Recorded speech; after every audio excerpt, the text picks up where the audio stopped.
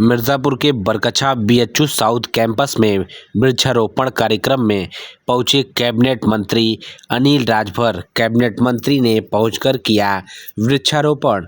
उनके साथ विधायक रत्नाकर मिश्र, विधायक रिंकी कौल, नगर पालिका अध्यक्ष श्याम सुंदर केसरी, जिला अधिकारी प्रियंका निरंजन, सीडीओ वना अधिकारी अरविंद्र मिश्र और बच्चों ने भी इस कार्यक्रम में भाग लेकर किया वृक्षारोपण। एक सेकंड सर, ये बताइए क्या कार्यक्रम है? 7 साल से आपकी सरकार है, हर बार वृक्षारोपण होता है, तापमान में वृद्धि दर्ज की जा रही है, कैसे संभलेगा ये मामला?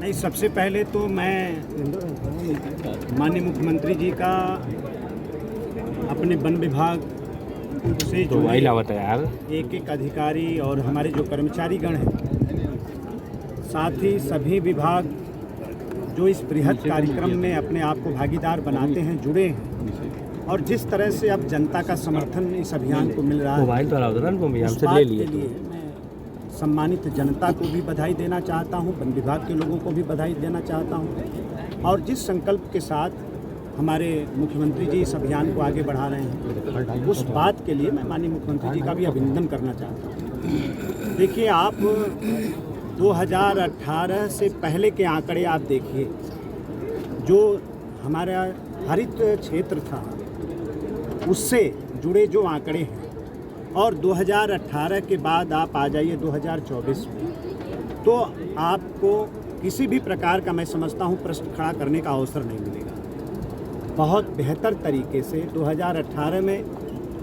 हम देश में 24वें स्थान पर थे, और 10 अंकों का सुधार करते हुए आज उत्तर प्रदेश की सरकार ने जो प्रयास किया है, आज हम देश में 14वें स्थान पर हम हरित क्षेत्र के दृष्टि से आज आ गए हैं। ये इस बात को प्रमाणित करता है कि ये जो बृहद वृक्षारोपण का जो अभियान है, ये निश्चित दूर पर ये सफल हो रहा है, सार्थक हो रहा है।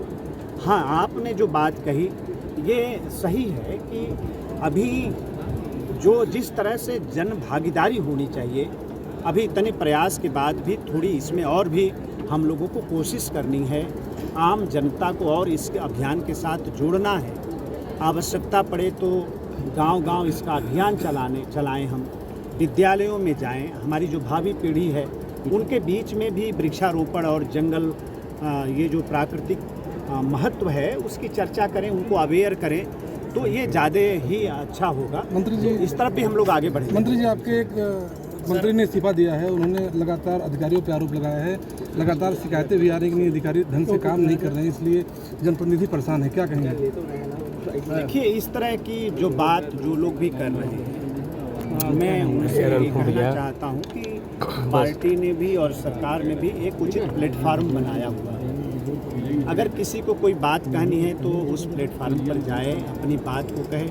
हमारे यहाँ तो पूरी तरीके से डेमोक्रेसी है, किसी को कुछ कहना है, खुला प्लेटफार्म दिया गया है, वहाँ बैठना चाहिए, परिवार में अपनी बात को कहनी चाहिए। और अति उत्साह में इस तरह के जो कार्यक्रम, इस तरह की जो सूचनाएँ आती हैं, वो निश्चित तौर पे कार्यकर्ताओं के मनोबल पर भी उसका असर पड़ता है, और उनके भी राजनीतिक जीवन पर इसका निश्चित तौर पे असर पड़ता होगा। तो कोई बात है तो परिवार में बैठ के चर्चा करें। सर, मुख्यमंत्री जी ने आदेश दिया है कि गाँव वाले रूट पे नेम प्लेट लगाए जाएंगे, विपक्ष इसका विरोध कर रहा है और कह रहा है इसका मतलब कि कुछ भी हो सकता है। नहीं, देखिए, विपक्ष क्या है कि उनको विरोध के लिए विरोध करना है, वो कोई तथ्य के साथ विरोध करें।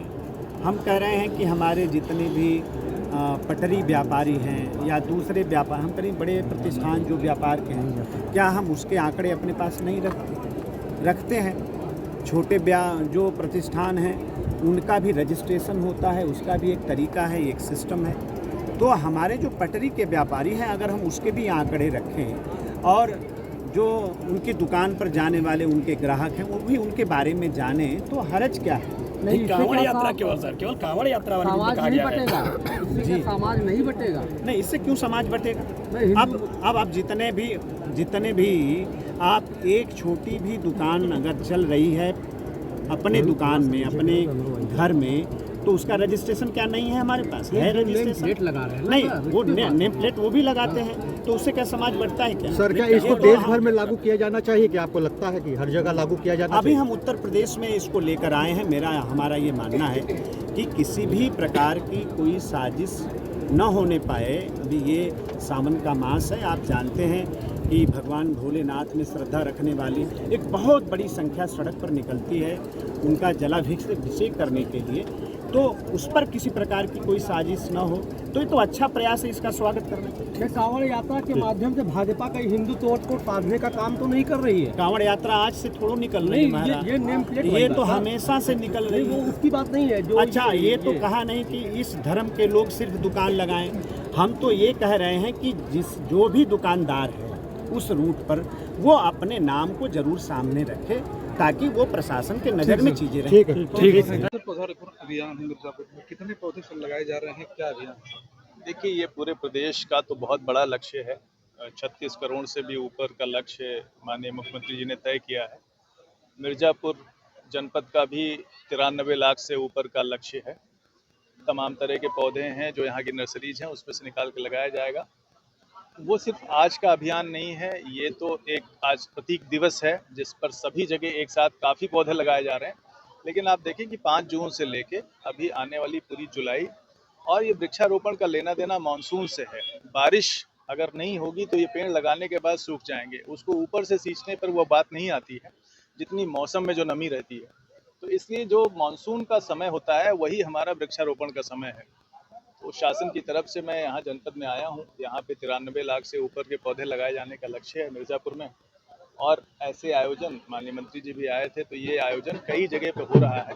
कुछ और बड़ी जगह हैं जहाँ पर जो है वो ये आयोजन किया जा रहा है। और जन अभियान है, सभी ग्राम पंचायतों को, सभी ब्लॉक को, सभी जो है वो जनप्रतिनिधियों को, सभी विभागों को ये लक्ष्य बांटे गए हैं। और हमें उम्मीद है कि ये ना सिर्फ पेड़ लगेंगे बल्कि ये एक बड़ी तादाद में ये पेड़ बचेंगे भी, इनकी सुरक्षा भी की जाएगी, जिससे कि हमारा जो ग्रीन कवर कम होता जा रहा है उत्तर प्रदेश का, वो थोड़ा सा बढ़ेगा आने वाले समय। लोगों को क्या अपील करेंगे, जैसे पौधे लगाते हैं फिर उसको भूल जाते हैं, उसकी सेवा नहीं? देखिए, सुरक्षा बहुत जरूरी है।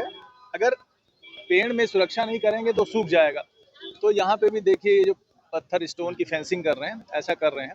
और इसके साथ साथ जो मैंने छोटा सा संकेत किया था कि ऐसी चीजें, ऐसे एलिमेंट्स जिनको हम यूज करते हैं, जैसे प्लास्टिक है, जैसे कि रबर है, या ये सब चीजें नष्ट नहीं होती हैं, इसमें उनका किसी भी प्रकार से, किसी भी तरह से इस्तेमाल ना करें, जिससे कि जो हम काम कर रहे हैं, प्रयास कर रहे हैं, उसका असर ज़्यादा दिखे। तो छोटे छोटे जीवन में जो छोटी छोटी आदतें हैं उसको छोड़नी पड़ेंगी। जो प्लास्टिक बॉटल्स हम फेंक देते हैं, या प्लास्टिक ग्लासेस हैं, या बर्तन उसके हैं, उसकी जगह बायोडिग्रेडेबल जो चीज़ों का इस्तेमाल करना चाहिए।